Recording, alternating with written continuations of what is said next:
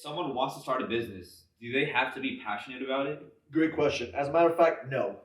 And Right. people get confused. You gotta be passionate. I mean, listen, you hear these things from like amazing people say you gotta love what you do. Right. You're not gonna love it in the beginning. As a matter of fact, you might even hate it. For example, I used to do door-to-door sales. Do you think anyone in their right mind would love door-to-door sales? Like, if you love door-to-door sales, there's something physically, mentally challenging with you because how can you love it? But what you can love is the results behind it. Right, right. So when I started doing door-to-door, I hated it. Every minute of it. As a matter of fact, every single morning I woke up with that knot in my stomach, like, oh, I gotta do this again. Mhm. Every Monday, I started at zero with my commission. I'm like, oh, I gotta do this again. But guess what? Week in, week out, day in, day out, I started to figure myself out as I was growing, and I got really good at it, and I got the results that I wanted. Then I started to really like it.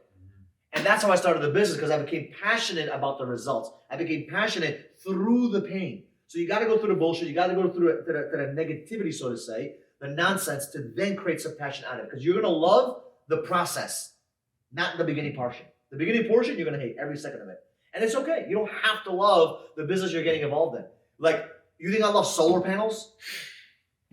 No, but I love the process that my guys are going through. I love impacting people. I love impacting the environment. I love impacting customers. I love impacting my community. So through that process, through that journey, I start to create passion. And that's my opinion, right? Absolutely. Because if you look at the Don John, that person is a multi-millionaire, if not billionaire at this point. But do you think that guy was passionate about people taking poops? No. Absolutely not. If you think of every single business, they weren't passionate about it in the beginning. Some were, they got lucky, but in reality, you don't have to be passionate. And the first stages of building a business, it has to make money. At the end of the day, we live in a world where money is important. And by the way, money is not a physical thing. Money is a spiritual thing. Really? Most people don't understand. They think money is like a physical thing where you're, no. I'll give you an example. If I go to a shoe store and I buy a pair of sneakers, okay. The the business owner got, let's say for example, I give him $100. He gives me those Nikes, okay? He probably bought it for what? $40 as an example, just to give you an example. He made $60, okay? He's happy he made $60. I'm happy that I got a pair of nice shoes. When I take those shoes and I leave and I go to my house, my friend says, yo, bro, I need those new shoes. And I'm like, listen, you go to the store. He's like, I went to the store, but they don't have it anymore. They're sold out. He's like, I'll give you $100 for it. What am I going to say? No, not really. I like it. He's like, fine, I'll give you 120. I'm like, for $20 extra, I just got it today. You know what? Nah. What about 150, he says. I'm like, no, I'm thinking about it. I'm kind of like closer to say yes. He says $175. I say, you know what? Screw it. I give him the sneakers, he gives me $1.75. He's happy with the sneakers. I just made $75 and so did the business owner. He made $60. Through this three-way chain reaction, relationships were added, number one. And number two, value was added for all three of us. All because the guy decided to risk an investment by opening up a shoe store.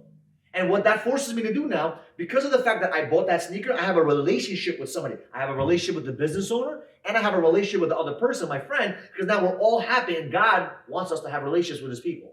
He wants us to connect with each other. He doesn't want us to sit there and be by ourselves. He wants us to be with the people. That's why when you think of synagogues, mosques, you think of churches, it's all about what? The community, people. It's always about helping people, not just yourself. Because solo YOLO is not going to work out. By yourself, there's nothing great that's going to come out of that.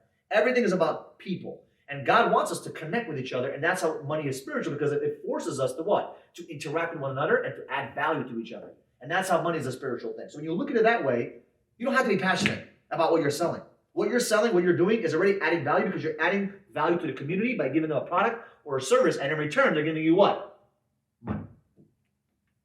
Does that make sense? Yeah. And that's why money is very, very spiritual, because remember, it connects everyone with each other. You're adding value, even though you may not think about it. That business owner would have never, ever been able to sell those sneakers unless he saw or he found out that you're excited about freaking Nikes, blue lines, whatever it may be. He took the time, the energy, the resource. He risked his own money to buy those sneakers to then sell to you. And you did the same thing to your friend because you saw value in that. And that's how value is created, and that's how relationships are created. That's why money is very spiritual. If you're watching this, business is a value